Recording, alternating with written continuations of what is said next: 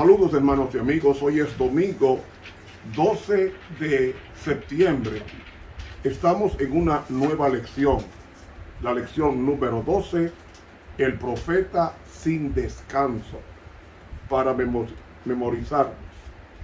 Y no tendré yo piedad de Nínive, aquella gran ciudad donde hay más de 120,000 personas que no saben discernir entre su mano derecha y su mano izquierda y muchos animales.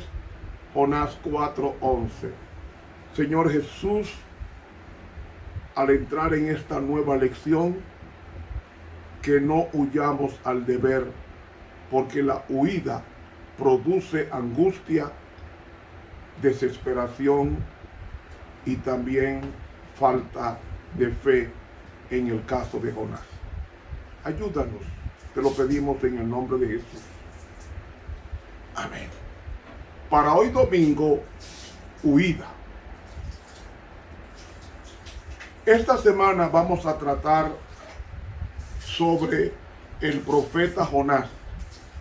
Cómo este profeta salió huyendo ante el deber por cumplir asignado por Dios. Vamos a iniciar leyendo el capítulo 1 del libro de Jonás. Jonás, el capítulo 1.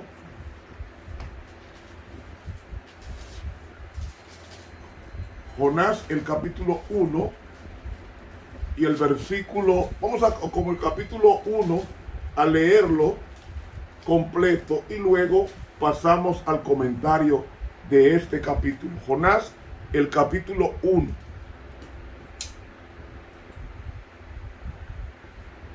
Libro de Jonás, capítulo 1.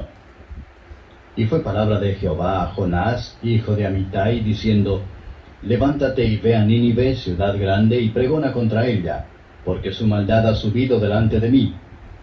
Y Jonás se levantó para huir de la presencia de Jehová a Tarsis, y descendió a Jope, y halló un navío que partía para Tarsis, y pagando su pasaje entró en él, para irse con ellos a Tarsis de delante de Jehová. Mas Jehová hizo levantar un gran viento en la mar, e hízose una tan gran tempestad en la mar, que pensóse se rompería la nave. Y los marineros tuvieron miedo, y cada uno llamaba a su Dios, y echaron a la mar los enseres que había en la nave para descargarla de ellos. Jonás empero se había bajado a los lados del buque, y se había echado a dormir. Y el maestre de la nave se llegó a él y le dijo: ¿Qué tienes, dormilón? Levántate y clama a tu Dios, quizá él tendrá compasión de nosotros, y no pereceremos. Y dijeron cada uno a su compañero: Venid y echemos suertes para saber por quién nos ha venido este mal. Y echaron suertes, y la suerte cayó sobre Jonás. Entonces le dijeron ellos: Decláranos ahora por qué nos ha venido este mal. ¿Qué oficio tienes y de dónde vienes? ¿Cuál es tu tierra y de qué pueblo eres? Y él les respondió: Hebreo soy, y temo a Jehová, Dios de los cielos, que hizo la mar y la tierra. Y aquellos hombres temieron sobremanera y dijéronle: ¿Por qué has hecho esto?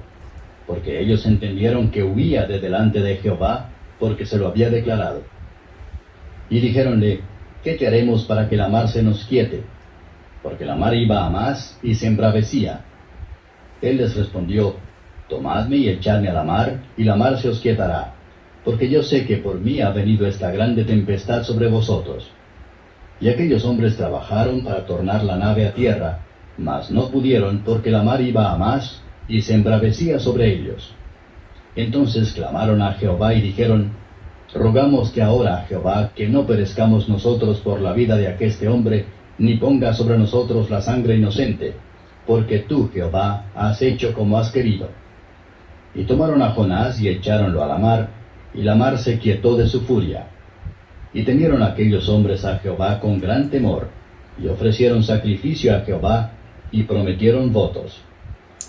Hasta aquí la lectura. ¿Qué había hecho Dios con su profeta? Le había dicho: vete a Nínive y pregona contra ella porque su maldad ha subido delante de mí. Es decir, la gracia de Dios estaba a punto de partir de la ciudad de Nínive. Pero dice que su maldad ha subido, es decir, estaba colmando la gracia, la paciencia divina sobre aquella nación.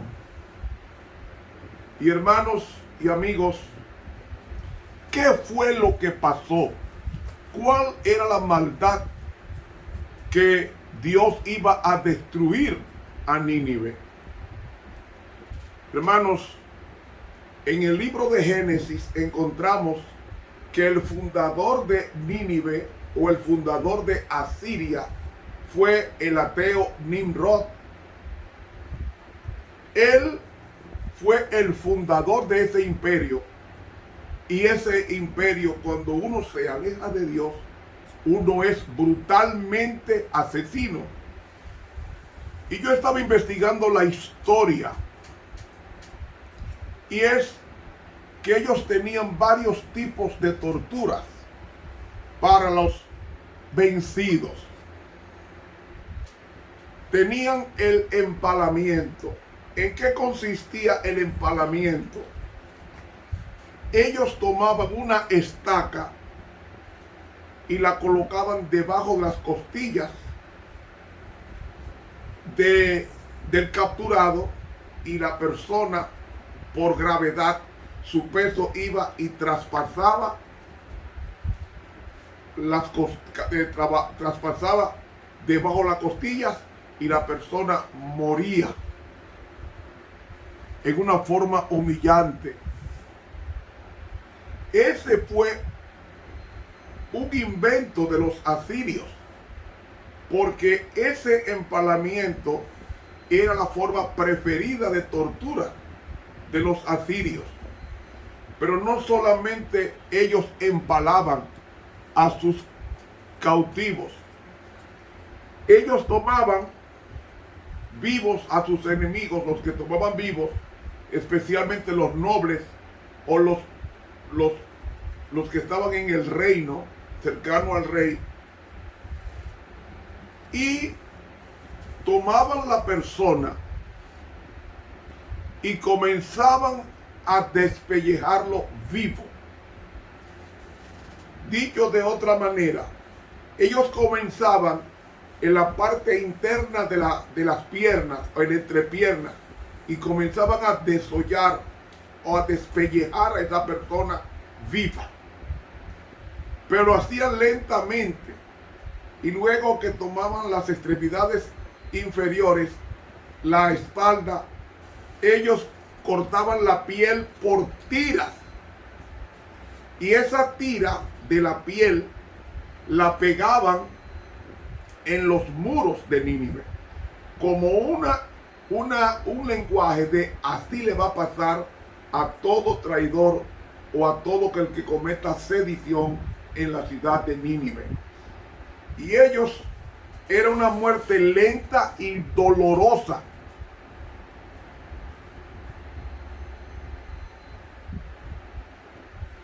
Esa era una de las formas, u otra de las formas, que los asirios mataban a los conquistados. Otra forma, los asirios obligaban a los nobles que capturaban, a moler los huesos de sus antepasados hasta convertirlos en polvo. ¿Por qué hacían esto? Porque esta acción formaba parte de la tortura psicológica a los prisioneros, con tal manera de que esto era para borrar su extirpe, su legitimidad histórica. Es borrar su archivo biológico, y los obligaba a pegarle fuego y moler los huesos de sus padres, de sus abuelos, de sus tatarabuelos, etcétera, etcétera. Así, esto creaba una situación sumamente humillante. Otra de las torturas de los asirios, y saben ustedes que el rey Senaquerib asirio tomó alrededor de 200,000 prisioneros, y cuando conquistó a Laquis empaló a cientos de miles de prisioneros y otros fueron desollados vivos. Pero déjenme decirles que también Senaquerib tenía una siguiente forma de torturar a los prisioneros, y era que los soldados decapitaban a los enemigos que derrotaban para después apilar por montones todas las cabezas juntas en sus ciudades. Y no contento con esto, también solían decorar los árboles de la ciudad con estas cabezas colocadas en sus ramas. Incluso hay relatos de reyes y de capitanes del ejército que recogen que estos solían llevar las cabezas cortadas de sus enemigos en collares colgados al cuerpo, con collares o como collares colgados en el cuello. Esto es increíble. Pero no solamente hacían los asirios esto, ellos cortaban las piernas, los brazos, las orejas y los testículos de sus enemigos. Y lo más curioso es que se jactaban de su crueldad de 1000 maneras y consideraban como un derecho de Dios hacer esa guerra psicológica contra quien intentara rebelarse. Y usted en el museo de Londres usted encuentra estos relieves. Ellos eran conocidos por su brutalidad y por las torturas que ellos hacían contra los humillados. Igualmente, cuando le pasaban la estaca en la barriga, las vísceras y los órganos internos como el estómago, los intestinos, el hígado, todo eso salía en el orificio donde la estaca penetraba en el cuerpo del capturado. Y no solamente esto, sino que también hacían otra cosa, y era que tomaban a los prisioneros, y Senaquerib, cuando invadió a Babilonia, escribió estas 2 líneas que voy a leer. Dice: destruí, devasté y quemé la ciudad desde sus cimientos hasta la cima. Cavé canales y la inundé de una forma más destructiva que una tempestad. En los días venideros, ni los dioses de la ciudad podrán ser recordados. Así era Senaquerib, rey asirio. Y saben, mis hermanos, otro del catálogo de tormentos que ellos infligían a los conquistados era a los sobrevivientes conquistados, los hacía comer excremento y beber orina. Eso lo hacían los asirios. Y no solamente eso, sino que también los que quedaban como esclavos eran usados como mulas, que arrastrando las piedras que se iban a usar en la construcción de los palacios de los reyes asirios, y no les daba oportunidad de parar, de detenerse. Tenían que seguir trabajando como una maquinaria. Y las mujeres eran obligadas a marchar con sus partes íntimas al descubierto. Hermanos, así era que los asirios torturaban. Disculpen. Los hombres fuertes, los hombres hábiles, conquistados, eran reubicados en lugares remotos para que pusieran su fuerza y conocimiento al servicio del imperio, viviendo entre extraños, para no provocar entre ellos la rebelión. Y otra cosa, mis hermanos, los hombres practicantes de encuentros amorosos del mismo sexo, o sea, los homosexuales, eran convertidos en eunucos, es decir, se los castraba. Y los varones tenían el derecho a matar a una mujer adúltera, con la particularidad de que el asesino era entregado a la familia de la víctima, que era libre de hacer con él lo que quisiera. Hermanos, así era que los asirios trataban a los enemigos de su nación, de su país, de su ciudad.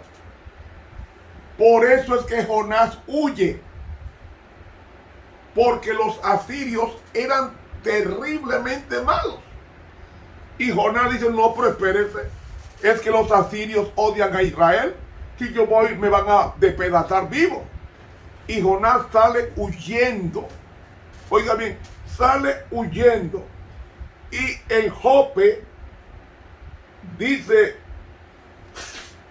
aquí que descendió a Jope. Jope es lo que conocemos hoy como Tel Aviv en Israel.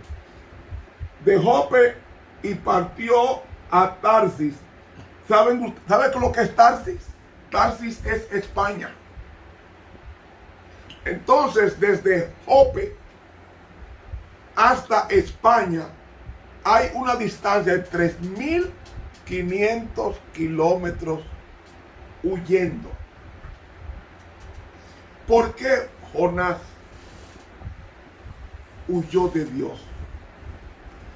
Era que no confiaba en que Dios lo podía librar de esas torturas que los asirios infligían a sus conquistados.